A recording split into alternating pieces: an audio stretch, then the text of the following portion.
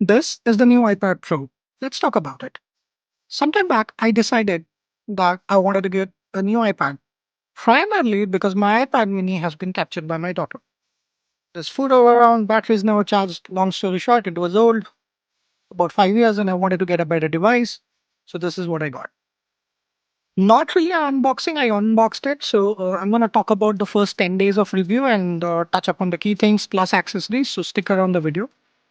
So this is how thin it looks. Now to give you a comparison, these are like 4 credit cards. So if I just stack them, so as you can see, it's I think the camera zoom isn't doing it justice, but this is exactly how thick it is. It's a really thin device. I don't think calling it thick would be good. The back is very straightforward, matte, aluminum, and there's just one single camera. They have taken away the wide angle camera, not that I really cared. There's a big, huge LiDAR sensor if you want to use it. And the screen is really gorgeous. So if I show it on camera, I don't think it's doing justice, but let me pump up the brightness. All right. So it's really bright screen, probably not popping up that well on the camera. If I hop onto something which is like dark, the blacks are good. Again, because of the tube light, it's not popping up, but the blacks are really good. What came in the box? Well, the stupidest charger I've ever seen. This is like a 20-watt charger. I don't know why Apple gave it. I haven't even taken out the paper. Don't think I'm gonna ever use it except it's gonna sit in my bag as a backup. It'll take like hours to just charge this device.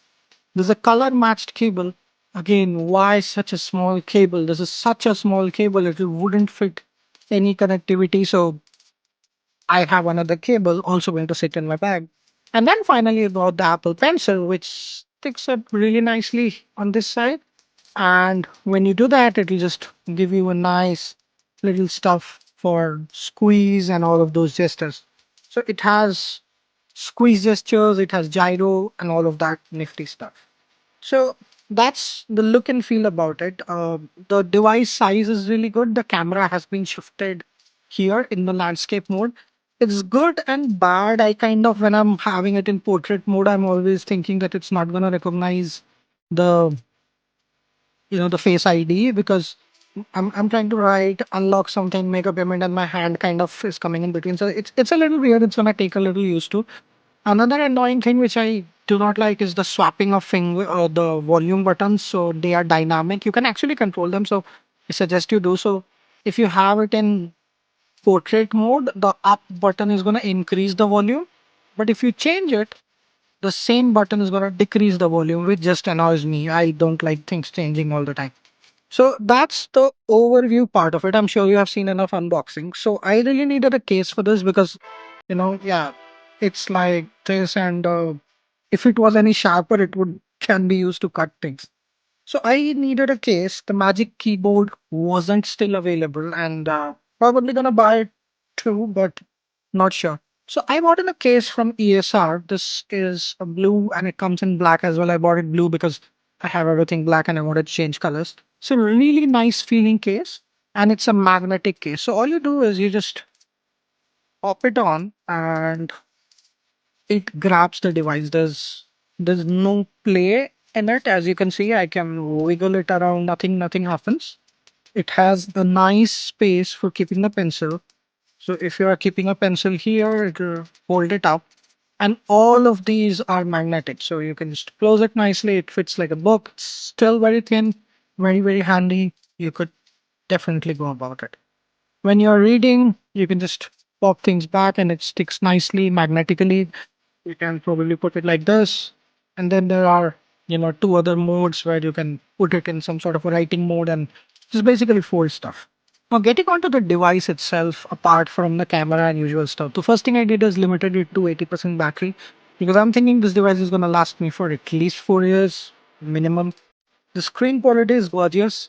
I have not been able to use it for literally anything that uses the M4 chip. I'm hearing reviews from people that the experience is same as M1. So my intent of buying this was The base price you get 256 GB, so that's important. I really wanted a good display, and the display is just gorgeous. It's much better than my iPad Pro. Sorry, Mac Pro, at least the way I'm feeling it. Probably gonna try Final Cut Pro on it and do some video editing just to get a feel of how good it feels like that. The expectation is that as WWDC comes in, probably in another month or so, they're gonna make more launches about it. They'll talk about the device a little bit more. But that's pretty much it. What it came in the device, not the pencil. Pencil is different, obviously. The total price in India, it costed me about 1,26,000. No, no, including the, yeah, 1 lakh somewhere around 20,000, including the Apple Care. I have Apple Care on all my devices because I have small kids at home. There are a few discounts running right now. You can get a 3% student discount if you buy it in somebody else's name. I don't know if it's legal or not. Yeah, I'm fine getting it in my brother's name. Doesn't really matter to me. He's a student. And the next thing is there's a 4,000 discount on SBI and its ICICI credit cards. Don't know how long the offer will last. I just got this literally on the first day. So this is the 10-day experience. Now, anything and everything I've done has been flawless. If you're looking for a new device to work out, I think Air would be great as well. But since this is a pro device, I expect to throw a little bit more on it. When I run ChatGPT and as things come up more in the world, I probably would end up running some development stuff on it as well, just to give it a spin of how things are looking like it. And that's pretty much it. There's nothing more to talk about the device, the cameras. The camera qualities are good if you're doing video calls or something like that. Not great for recording videos or anything. The back quality, the back camera is kind of okay. You can use it to shoot videos definitely. The mic is really good. Surprisingly, they have probably reduced the number of mics, but I think Apple keeps doing all of that. No changes on the battery. The size is still the same, but even though they have beefed up the compute kind of twice, the battery life is still the same. So yeah, great pretty much device. So if you're looking for something strategic, if you're a business user, if you don't like carrying laptops all around with me, or if you want a portability of having a device where you can write, uh, take notes, read, browse the internet, probably doing a lot of emails.